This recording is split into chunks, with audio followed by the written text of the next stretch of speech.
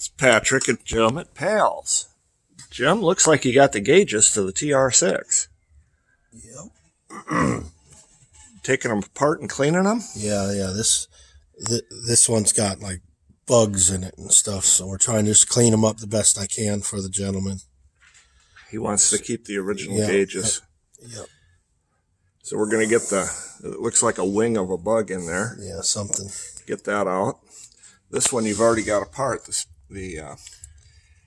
tachometer. Yeah, I've already taken it out. I've already cleaned the lenses, and I touched up a little bit of spot where the paint had flaked. I'm letting it dry now, and then I'll treat it and assemble it back together.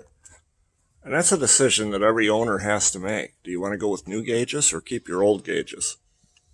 This customer decided to keep his old gauges, make them as good as possible. And that's what we're going to do. If you've got a TR6, bring it to Pals. See you soon.